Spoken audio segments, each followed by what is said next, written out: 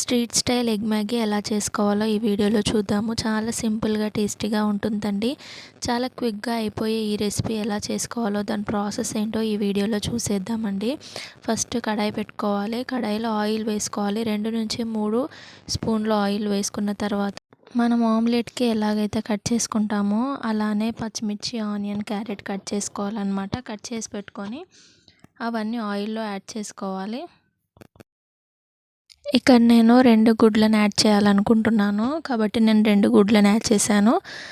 So మీరు కూడా 2-3 ఎన్ని ఎగ్స్ తీసుకోవాలనుకుంటారో అన్ని ఎగ్స్ తీసుకొని ఇక్కడ ఫ్రై చేసుకోవాలన్నమాట.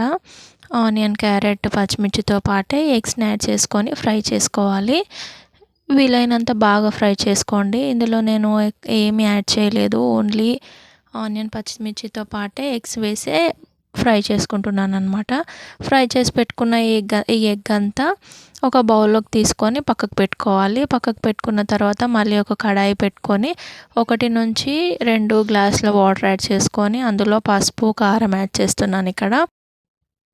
ఈ పసుపు, కారం వేసుకున్న తర్వాత ఒక 1-2 మినిట్స్ ఆగి మ్యాగీ మసాలా యాడ్ చేసుకోండి.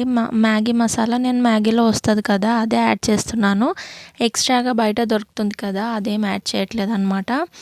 నేను 2 మ్యాగీ ప్యాకెట్లు తీసుకుంటున్నాను కాబట్టి ఆ 2 మ్యాగీ ప్యాకెట్ల మసాలా మొత్తం యాడ్ చేశాను ఇక్కడ. సో ఎక్స్ట్రా మసాలాలు ఏం వేయట్లేదు. వీలైతే మీరు చాట్ మసాలా కూడా యాడ్ చేసుకోవచ్చు.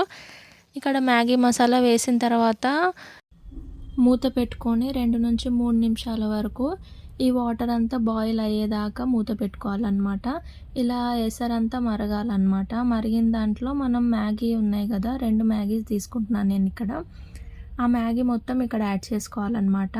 మధ్యలోకి విడిచి వేసుకోండి. అలానే వేస్తే ఒక్కొక్కసారి ఉడకవన్నమాట మ్యాగీ.